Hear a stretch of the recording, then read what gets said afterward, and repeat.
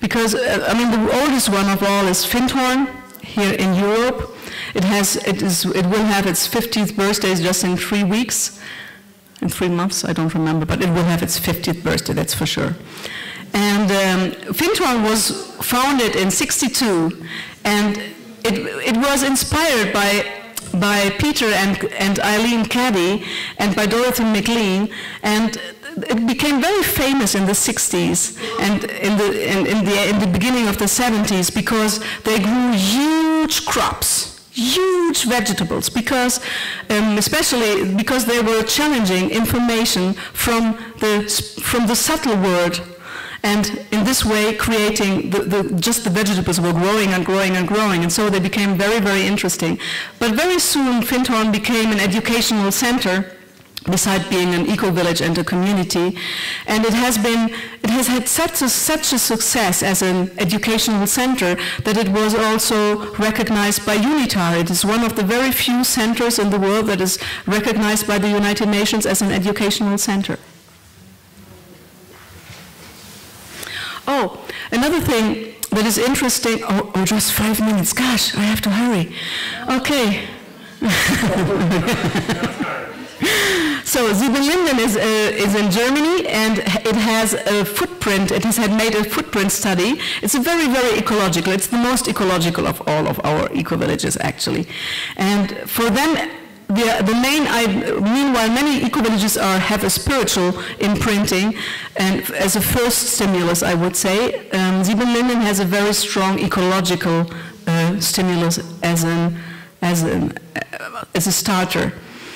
And they are very famous because they are leading as far as straw bale building is concerned in Europe. They've made many, many different houses, and all different houses, and there are about 140 people, and they have been existing for 15 years already. But also Findhorn made a footprint study, and they are, as Dorota already told us, that they made a footprint study that their footprint is only 50% of the average of the Great Britain. Meanwhile, the one in Siebenlinden in Germany, they are only 30% of the German average, so that's very, very low. Well, about Damanhur, I've talked already a lot. Just to say that it promotes a culture of peace through solidarity, through art, through a political and voluntary system. So we have a complementary currency system, and we built the temples of humankind. Torri Superiore is a community in the north of Italy. It's not so far from Damanhur, but it's on the seaside, so it's much warmer. And it's very beautiful because it's an old medieval village that was completely abandoned and has been completely restructured. At the moment, there are living about 20 people, and they became an educational center as well. Many workshops, they held many workshops. Kovčeg in Russia is interesting because it is one of the few Russian eco-villages that are part of the Global Eco-Village Network. And they are about 110 people and have 90 houses, and they are also very interesting because they made all different kinds of houses. They experimented very much in building.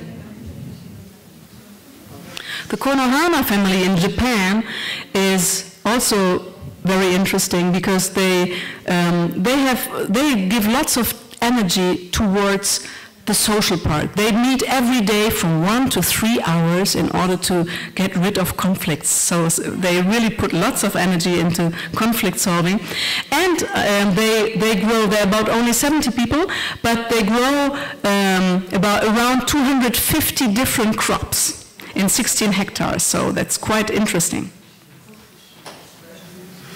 Huehuecoyotl is in Mexico and has been built in '82, has been founded in '82 by ecologists and artists, and it is in a beautiful surrounding. It's really very nice. And they became famous because they started the Caravana, which was a bus that toured through the whole of South America for many, many months, and bringing ecological ideas, spreading out ecological ideas. Sechem in Egypt is a cooperative and a company for food, for organic food, and also a community. And they are renowned because they have a very interesting social structure inside of the company. Auroville in India is very well known. It's one of the oldest of the eco-villages in the world, and it came out of the idea of the teachings of Sri Aurobindo and La Mer, and counts about 2,000 people, and made this Madri Madir, which is a beautiful temple, this wall that you can see. It's very, very nice inside to meditation. It's very interesting. It's a very interesting community as well. And Orissa is in India is one of it's 4,000 different traditional villages that strive to be recognized as an eco-village. But to be recognized as an eco-village, you need all these different things. So this is something that is very, very interesting, happening in one of the poorest parts in India. Jen has lots of does lots of work in the north-south conciliation, because if on the one side the southern eco-villages see coherence and authenticity in the northern communities that try to lower their impact, their ecological impact, and in the same time work on inner values. On the on the other hand, the North has a lot to learn from the South, because especially in Africa and in South America, very often you have social structures that are still very, very integral and that really work, and where the community has a very strong meaning and we can learn a lot from them. So it's really interesting. There's this communication between North and South going on inside of Jen. Jen tries to build bridges between the corporate world, the United Nations. Actually, we do have the status, the consultative status inside of the ECOSOC, of the Economic and Social Council for the United Nations, and we work together with the corporate work and with governments. We had a very big success, not the right word. We had a very good resonance inside the German government who financed us projects to create eco-villages in the north of Africa, because they saw that eco-villages might really be a solution.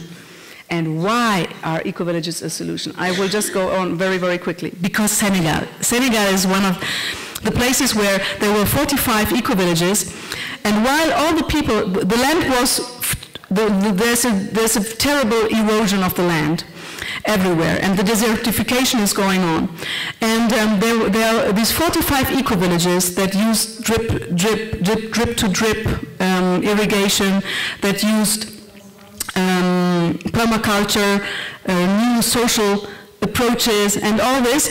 So they were kind of resilient and resisting in the rest of the society, while all the rest of the society was going into the cities, and they were going away, rushing away from the countryside, going into slums in the cities, and sometimes taking the ships to Europe. And when at a certain point the Senegalese government became aware of this, and they said, what's going on there? Why are people happy there? Why do they stay there? What do they do there? And so what they did is they went there to analyze, and then they said, this is the solution. So they will finance the foundation, they will actually convert 14,000 traditional villages into eco-villages, and they have the first minister the first eco-village minister in the world, which is in Senegal, so that's really amazing. And they have a beautiful project. This is just a design. I hope you can see it. And this is because with the solar energy and with other energy forms, they want to have, they will have water so that they can pump water from the rivers or from deep down. And with this, with the water, they will plant more than, and they already started in one place, they will plant more than 1 million trees in every eco-village. They will have biofuel, they will have internet, because with internet, the young people, maybe they don't go away anymore because it's not necessary for them to go away.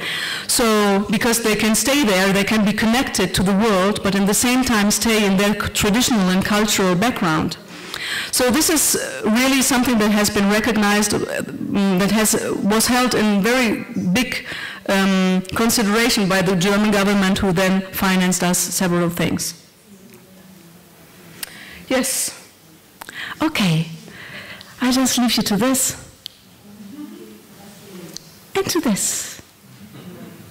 And I hope you got a little insight in what GEN is and in how many things GEN and Green Phoenix have in common. Thank you very much.